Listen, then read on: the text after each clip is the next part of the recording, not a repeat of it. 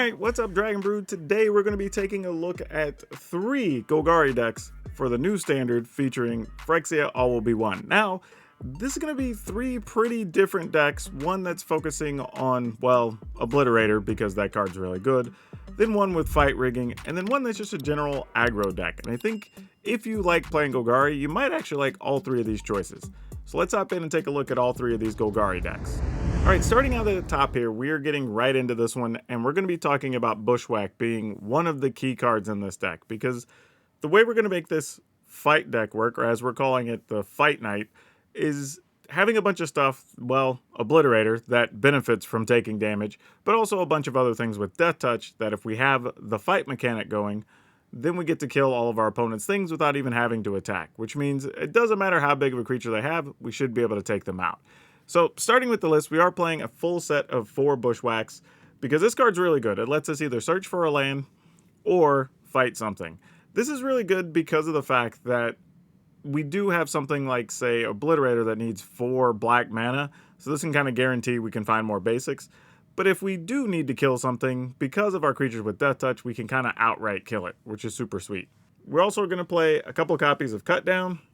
Now, I don't even know if Cut Down is necessary, but I've seen a bunch of different versions of this deck, and everybody seems to be on the same page as wanting to play Cut Downs, so I'm leaving them in. However, there's an argument to be made that between all of our fight spells and other removal cards, we don't really even need a Cut Down, and we could probably get in a couple other bodies. If that's the case, then I would look at probably playing some other 2 or 3 drop, and that's probably better for us here. Matter of fact, I wouldn't be surprised if you see me cut these from the final list. We do have 2 Tail Swipes, and this is just another fight spell. However, this has the ability that if you use it on your turn, you can get a +1/+1 on a creature till end of turn, which does actually help you fight something bigger, which is pretty key here, so I don't mind that at all. And this is also an instant, which does matter, especially since we do have a creature with First Strike, that could actually allow you some tricky things you could get away with. Now getting into the creatures, we're going to be playing Armored Scrap Gorger, because this is in almost every list I'm playing right now with green, because this card's kind of silly, fun, and good. I mean, almost everywhere that I would play a creature that produces mana, it's either going to be this or like Loam Speaker for the most part. Like, I'll play another one if I get close to maxing out on those or something in the list, but it kind of starts with this and Loam Speaker and then everything else.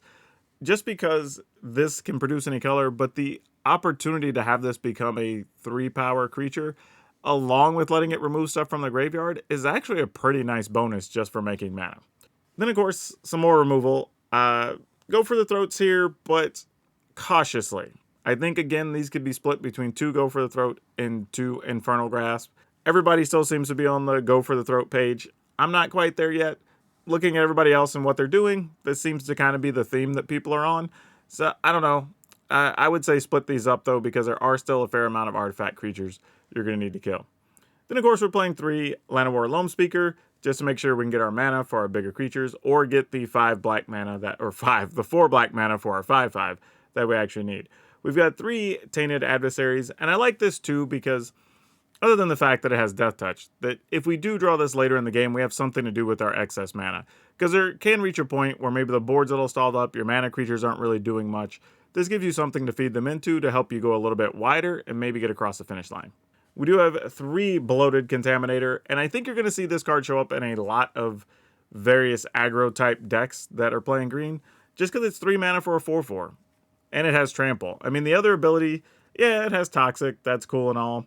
When it deals damage, you get to Proliferate, that's neat, but truthfully, do we care?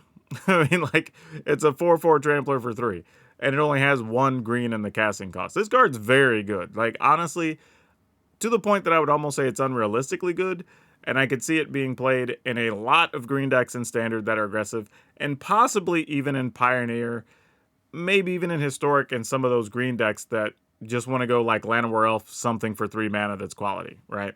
Of course, we're going to be playing Glissa Sunslayer because it has Death Touch, it has First Strike, it gives us other abilities that if we deal damage, we get to choose some nice things, so we like that a lot. Then, of course, the star of the show, Phyrexia and Obliterator. Not a surprise, this was going to make the cut. This is kind of the whole reason we're building the deck. But it doesn't have Death Touch, but if it does fight something, then your opponent's also dealing damage back to this, and then they have to sacrifice things. So if that happens a couple times, your opponent's probably just going to scoop. Then we have 2 Shieldred, because I think sometimes people forget Shieldred does have Death Touch, even though a lot of times she either just lasts to win the game or you just kill her. But Death Touch, so it does matter here. Not sure what we need to kill, but there are some big monsters in this set that we may want to get rid of. We're splitting our legendary dragons. We're playing 1 Junji, the Midnight Sky, just because it can let us get back an Obliterator out the graveyard if necessary.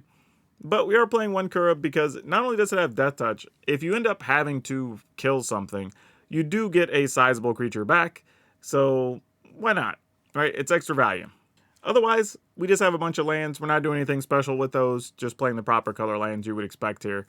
But all around, quality deck. Even if you don't get an Obliterator, this deck could still win quite a few games. And again, I think it would be reasonable to replace 2 Go for the Throats with 2 Infernal Grasp, and I think even cutting the cut downs for another Bloated Contaminator and something else is probably what you're going to see me do in the final list. Alright, so with this one, we're doing some Fight Rigging. And Fight Rigging, it's one of those cards that early in the season, you'll see a lot of it, then it kind of trails off, and then somewhere around 3/4 of the way through the season, you'll run into one like every couple of days on the ladder. So the card still has some popularity, so I figured it was worth touching on here, and we do have some actual new cards to include that I think are very good. So again, we're starting out with the Armored Scrap Gorger, because the card's just very good, no need to explain it again. We are splitting up here between 2 Go for the Throats and 2 Infernal Grasp. And again, I did it in this list, I'll probably do it in the last list. You're again looking at 3 Bloated Contaminator. The card's still good. We're still playing an aggressive green deck, so the card's making an appearance. Playing 4 Fight Rigging, because that's what the deck's based around. If you don't know what Fight Rigging is, basically when it comes down, you look at your top cards, you put 1 under it, and then when you get to a creature, or during your beginning of combat, you get to put +1/+1 on something. Then if you have a 7 power creature, then you get to play whatever's under this for free. We're playing Gwenna, a full set of 4. I debated on Gwenna if I wanted 3 or 4, but the reality is, because we have a couple of big things we want to cast, I felt like Gwenna was fine. And the things are big enough that we actually could get to untap her, so it's pretty cool.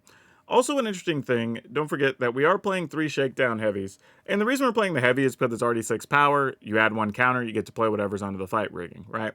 But the thing is, Gwenna actually doesn't care about the casting cost of the card, just the power of the creature that you're casting. So if you do use Gwenna to cast a Shakedown Heavy after the fact, you still get to untap Gwenna. So you can spend 2 plus a land, play your Shakedown Heavy, untap Gwenna, use Gwenna in your remaining lands to still cast something else. So that's a real sequence that can happen. Just don't forget that it's not casting costs, it's actually power. But anyway, the 3 Shakedown Heavies. And then one of the new cards we're playing are 4 Archfiend of the Dross.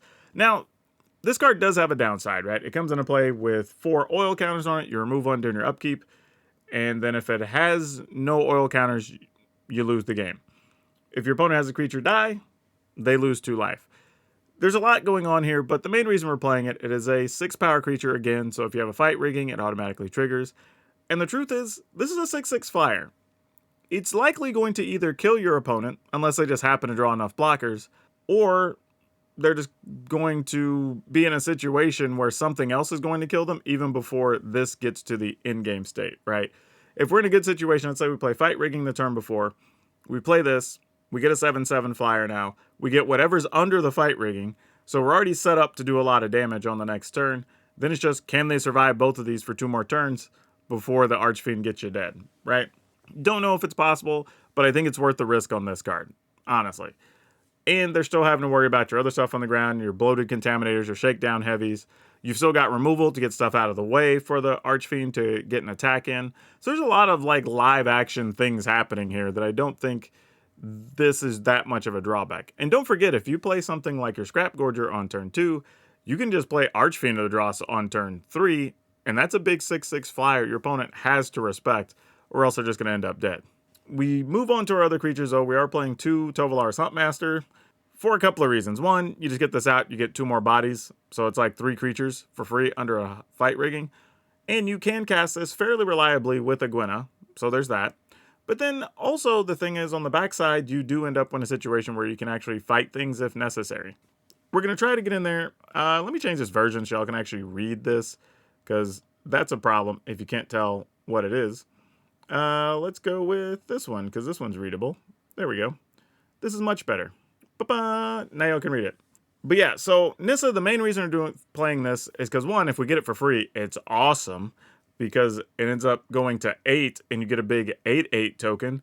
And then the next turn, you could just straight up -7 and then get in there for, +1 for the number of forests you control. Now, admittedly, we're probably going to have like 2 or 3 forests, but even then, you get that much and they gain trample.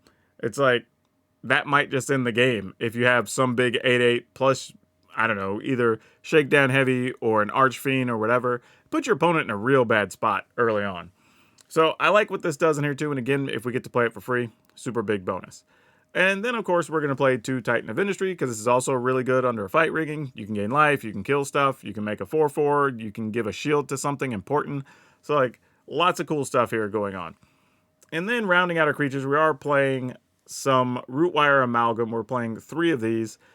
And this is because we can do a few different things. One, you can play it early, so you have a body, always good. But even late game, if we have to spend 5 mana, which again, we do have the Scrap Gorger and we do have Gwenna, you can actually play the mana, get this into play as a 5/5, boom, and then next turn, possibly even get a big 15/15.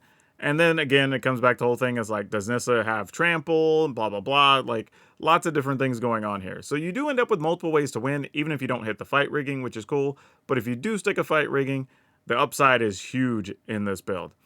Lands, we're not doing anything special. Kind of what you expect, just a bunch of green and black lands. Boseiju, Takenuma, all that.